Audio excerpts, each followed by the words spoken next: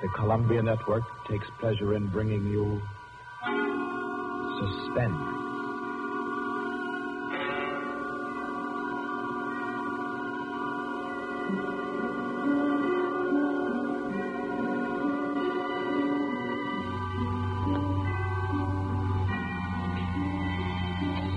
Suspense, Columbia's play theater of outstanding thrillers, produced and directed by William Spear and scored by Bernard Herrmann. The notable melodramas from fiction and stage and screen, from the world's great literature of entertaining excitement, presented each week to bring you to the edge of your chair, to keep you in suspense.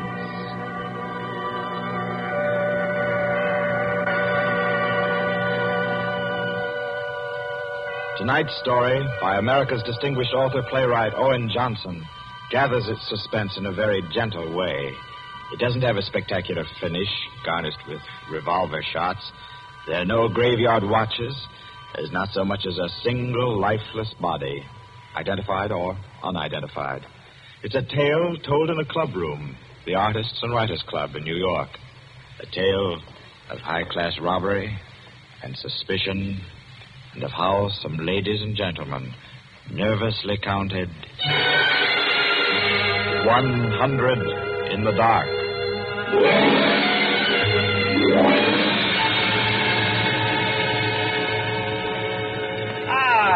That was a fine meal. Me for the club anytime. Here, we can all sit here, Quinny. Yes, if you'll just draw up that chair for Mr. Peters. Oh, yeah. Here you are, Peters. Thank you. Do you all know Peters? This is Mr. Steingall. How do you do? I know you. Mr. Golier. Oh, I agree with Matt. Oh, yes. Oh, you know each other. Yes. And the one who drew up the chair, Mr. Rankin. How do you do? Well, I guess we're all acquainted now. To get back to our table discussion, Quinny. Oh, yes. How about a drink? Who'll join me? Oh, yeah, pleasure. Fine. John. Well, now, Steingall, as I said, there are only half a dozen stories in the world. What is more to the point? There's every reason Yes, sir. What? Oh, 5 with soda, John. Yes, sir. Now, where was I? Oh, yes. What is more to the point, gentlemen, is the small number of human relations that are so simple and yet so fundamental that they can be eternally played upon, redressed, and reinterpreted in every language and every age, and yet remain inexhaustible in the possibility of variation. Well, that's true, of course. It's very possible. Take the eternal triangle. 2 men and a woman, or 2 women and a man. Its variations extend to thousands. That right, Rankin? Well, in a way. Ah, here we are. Set them down right there, John. Very well, sir. A little soda. Here you are. Thank you. And you. Thank you. Soda, Peter? Yes, please.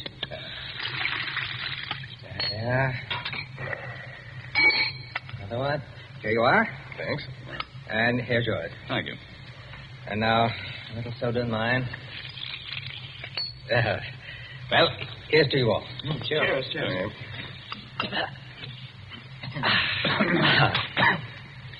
I'm afraid we can't see eye to eye, Quinny. I believe there are situations, original situations, that are independent of your human emotions, that exist just because they are situations, accidental and nothing else. As for instance?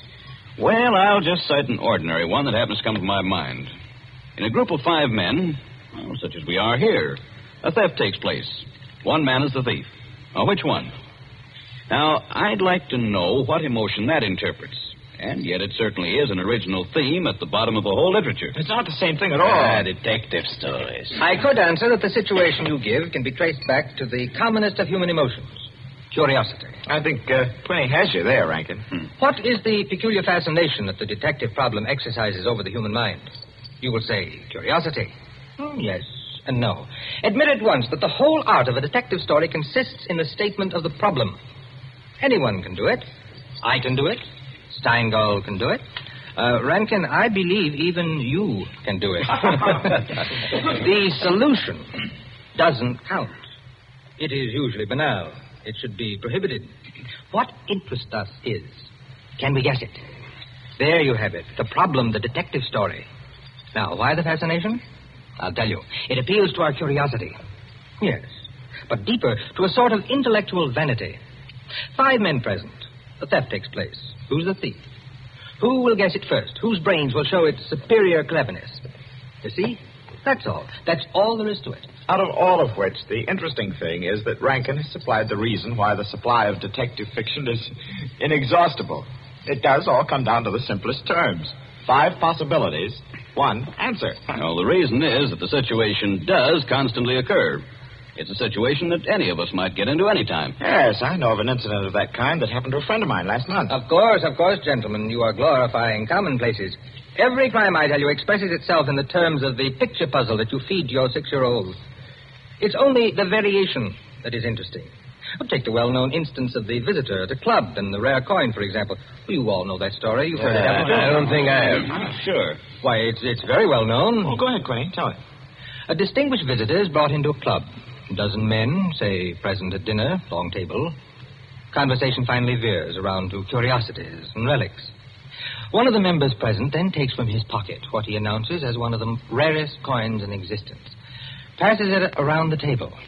Coin travels back and forth, everyone examining it. And the conversation goes to another topic. All at once, the owner calls for his coin. It is nowhere to be found. Everyone looks at everyone else. First, they suspect a joke. Then it becomes serious. The coin is immensely valuable. Who has taken it? The owner is a gentleman. Does the gentlemanly, idiotic thing, of course. Laughs as he knows someone is playing a practical joke on him and that the coin will be returned tomorrow. The others refuse to leave the situation so. One man proposes that they all submit to a search. Everyone gives his assent until it comes to the stranger. He refuses, curtly, roughly, without giving any reason. Uncomfortable silence. The man is a guest. No one knows him particularly well, but still he is a guest. One member tries to make him understand that no offense is offered, that the suggestion was simply to clear the atmosphere. The stranger becomes very firm, very proud, and says, I refuse to allow my person to be searched, and I refuse to give the reason for my action. Another silence. The visitor evidently has the coin, but he is their guest, and etiquette protects him. Nice situation, eh? Well, What's the answer? The table is cleared. A waiter removes a dish of fruit, and there, under the ledge of the plate, where it's been pushed, is the coin. Banal explanation, eh? Of course. Solutions always should be. At once, everyone apologizes to him, whereupon the visitor rises and says, now I can give you the reason for my refusal to be searched. There are only 2 known specimens of that coin in existence, and the second happens to be here in my vest pocket. That's rather obvious. Of course, the story is well invented, but the turn to it is very nice. Very nice, indeed. Well, I don't know. Ending is very unsatisfactory. The visitor should have had on him not another coin, but something absolutely different, something destructive, say, of a woman's reputation. And a great tragedy should have been threatened by the casual misplacing of the coin. Well, I've heard the same story told in a dozen different ways. Oh, it's happened 100 times. It must continually happen. I know of one extraordinary instance. In fact, the most extraordinary instance of this sort I've ever heard. Peters, you rascal. I see you've been quietly letting us set the stage for you. Well, it's not a story that will please everyone. Why not? Because you will want to know what no one can ever know. It has no conclusion, then. Yes and no. As far as it concerns a woman, quite the most remarkable woman I've ever met, the story is complete. Do I know the woman? Possibly. Probably, I should say. Uh-huh. As a matter of fact, this should be particularly interesting to you because I believe that most of you are acquainted with the people involved. The names, of course, are disguised. I think... yes, I have.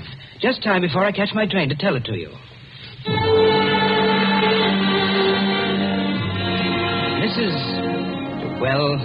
Mrs. Rita Kildare inhabited a charming bachelor girl studio. Very elegant. With a duplex pattern and one of the buildings just off Central Park West. She knew very nearly everyone in that indescribable society in New York that's drawn from all levels, and that imposes but one condition for membership, to be amusing. In this mingled society, her invitations were eagerly sought. Her dinners were spontaneous, and the discussions, though gay and usually daring, were invariably under the control of wit and good taste. On the Sunday night of this adventure, she had, according to her custom, sent away her Filipino butler and invited to an informal chafing dish supper 7 of her more unusual friends. At 7 o'clock, having finished dressing, she put in order her bedroom, which formed a sort of free passage between the studio and a small dining room to the kitchen beyond. Then, going into the studio, she struck a match and was about to light the candlesticks which illuminated the room when the bell rang. And a Mr. Flanders, a broker, compact, nervously alive, well-groomed, was waiting as she opened the door.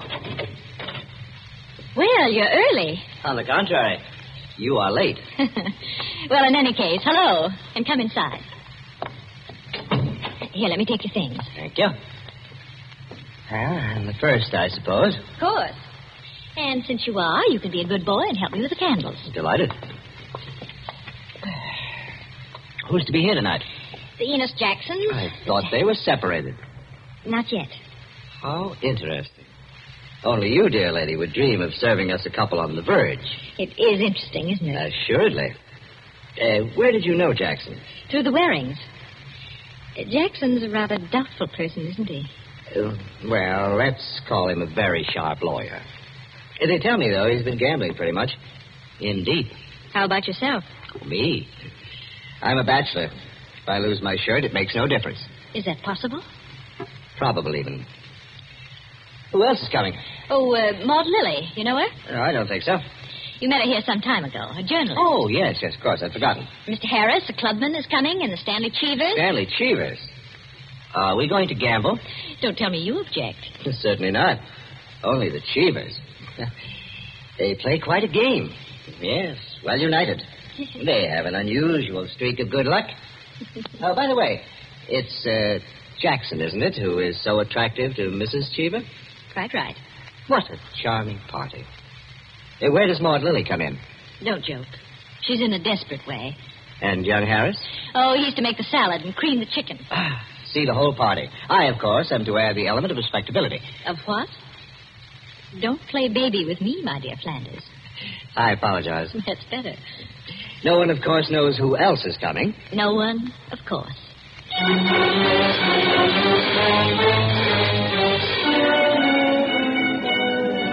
The Stanley Cheevers entered. A short, fat man with a vacant, fat face and slow-moving eye, and his wife, voluble, nervous, overdressed, and pretty. Mr. Harris came in with Maud Lily.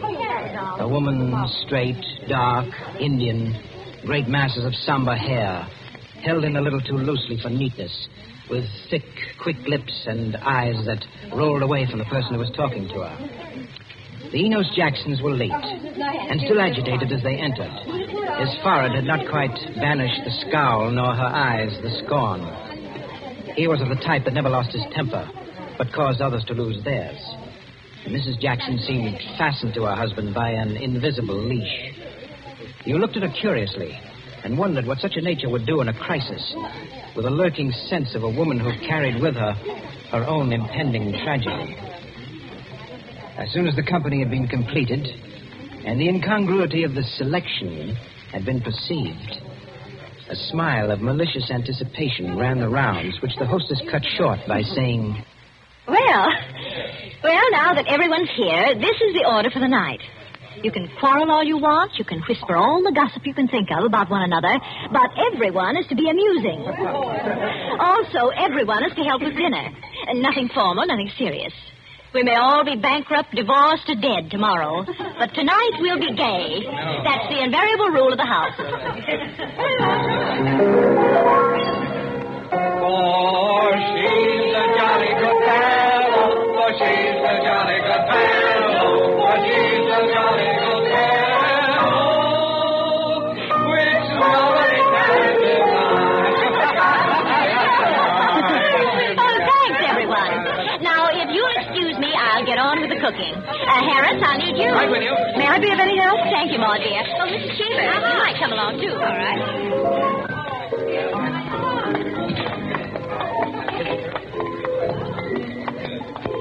This is an adorable bedroom. Oh, thank you, dear. Now for my apron. Oh, there it is. Tie me up in the back, will you please, Maud? Of course. There you are. Fine, thanks. Now just let me get my rings off, and I'll be all ready to go to work. Oh, this is such a lovely apartment, Mrs. Kildare. Thanks. Soap and water always seem to do it. There. Your rings are so beautiful. They are nice, aren't they? But there's only one that's very valuable, the sapphire. Oh, it's beautiful. Let me see.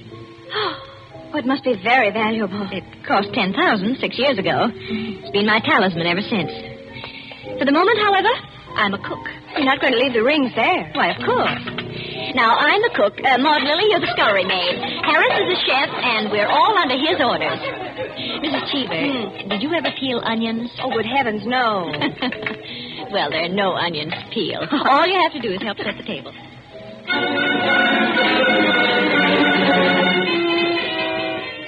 Under their hostess's gay guidance, the 7 guests began to circulate busily through the rooms, laying the table, grouping the chairs, opening bottles, and preparing the material for the chafing dishes.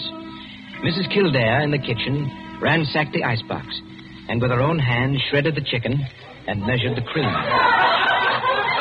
Flanders, carry this in carefully. Cheever, stop watching your wife and put the salad bowl on the table. Everything ready, Harris? All set. All right. Everyone sit down. I'll be right in. She went into her bedroom, took off her apron, and hung it in the closet. Then, going to her dressing table, she drew the hat pin around which were her rings from the pincushion and carelessly slipped them on her fingers. But all at once, she frowned and looked quickly at her hand. Only 2 rings were there. The 3rd ring, the sapphire, was missing. Stupid. She said to herself, and returned to her dressing table. Immediately, she stopped. She remembered quite clearly putting the hat pin through the 3 rings. She made no attempt to search further, but remained without moving, her fingers slowly drumming on the table. Who had taken the ring? Each of her guests had had a dozen opportunities in the course of the time she'd been busy in the kitchen. She ran over their characters and their situations as she knew them.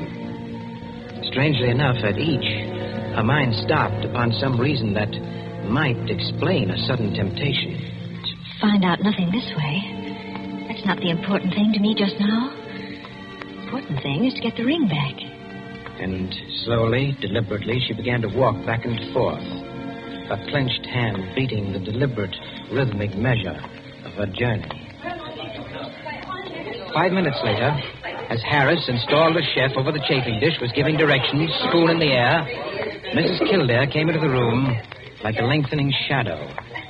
Her entrance had been made with scarcely a perceptible sound, and yet each guest was aware of it at the same moment, with a little nervous start.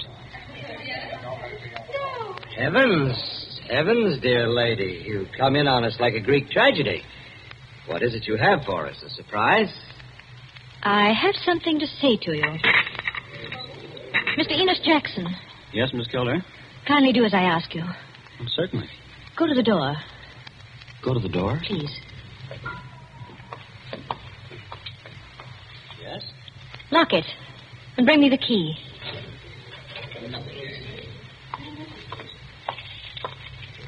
Here you are. You've locked it? As you wish me to. Thank you. Now, the bedroom door. Would you do the same? Sure.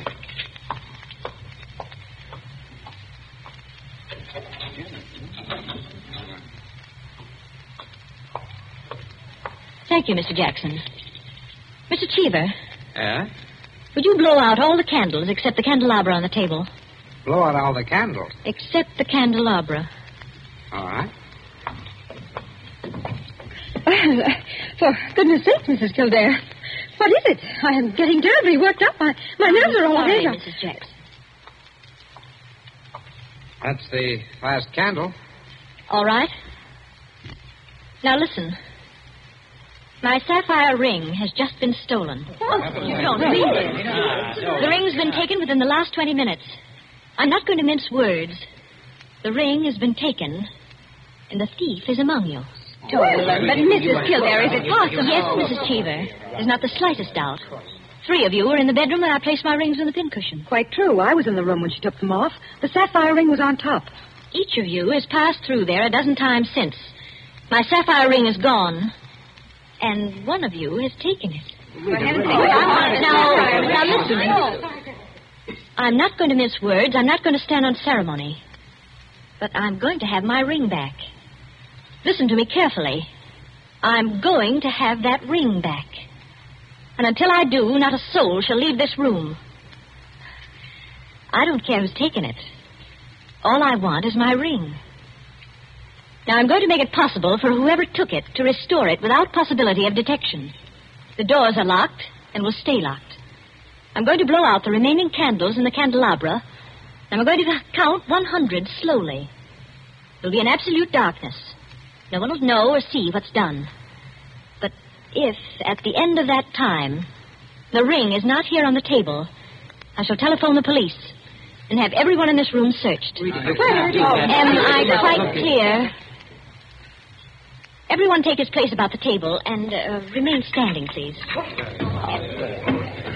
That's it. That'll do. Now, I'll blow out the candles and count 100. No more, no less. Remember, either I get that ring, or everyone in this room will be searched.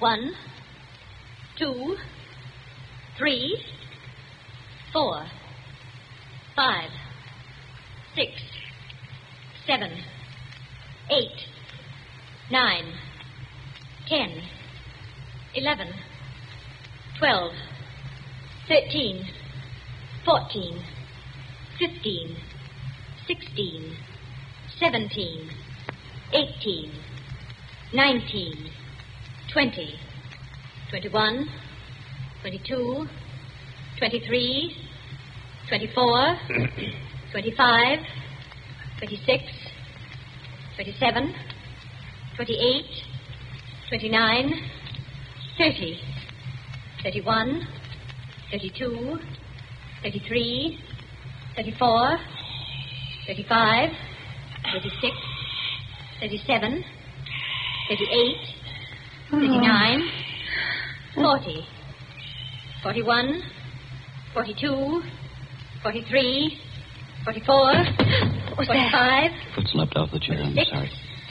47, 48, 49, 50, 51, 52, 53, 54, 55, 56, 57, 58, 59, 60, 61, 62, 63, 64, 65, 66, 67, 68, 69, 70, 71, 72, 73. The ring. 74. There it is. 75, 76, 77, 78, 79, 80, 81, 82, 83, 84, 85, 86, 87, 88, Oh, really? 89,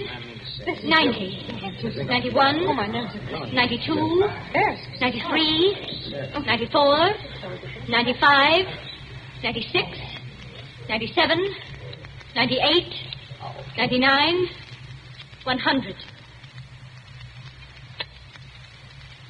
Well, it is there. Mr. Cheever, you may hand it to me. Well, now that that's over, we can have a very gay little supper. The lights, someone.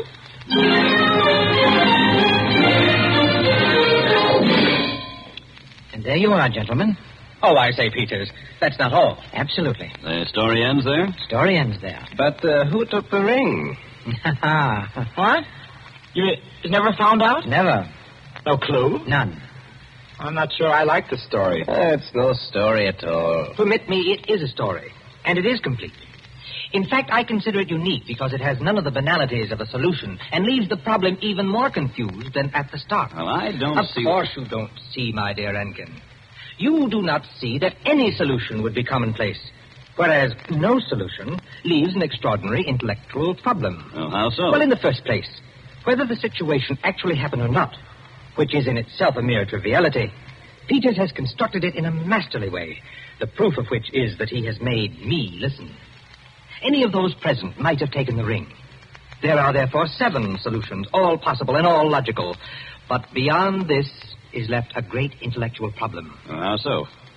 Was it a woman who lacked the necessary courage to continue?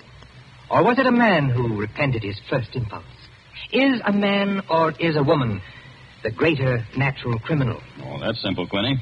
A woman took it, of course. No, on the contrary, it was a man, for the second action was more difficult than the first. The man, certainly. The restoration of the ring was a logical decision. You see?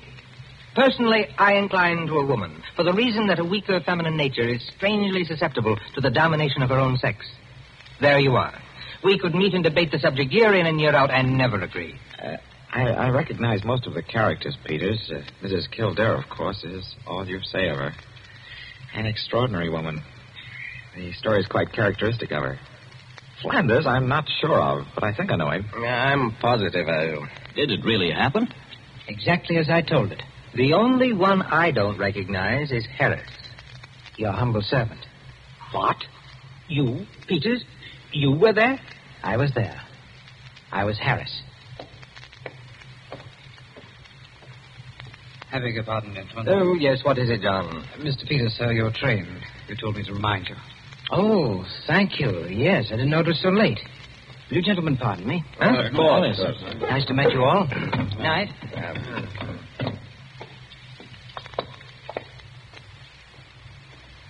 Curious chap. Extraordinary. Well, now, I wonder. I wonder if we're wondering the same thing, gentlemen.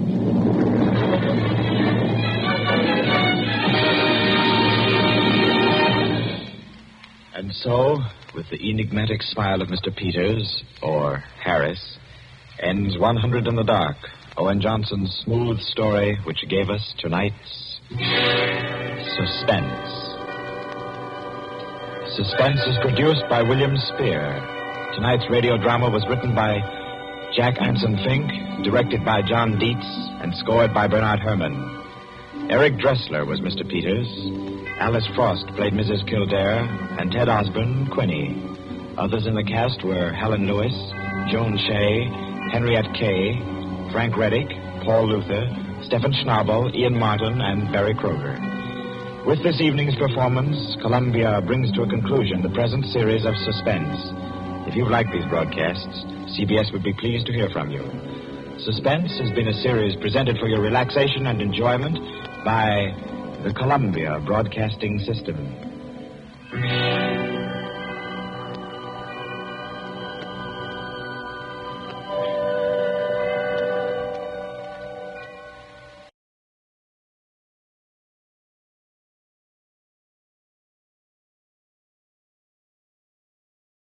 Spooky Ventures is the home for spooky content and spooky merchandise on the web. Check it out today at spookyventures.com. And remember, always keep it spooky.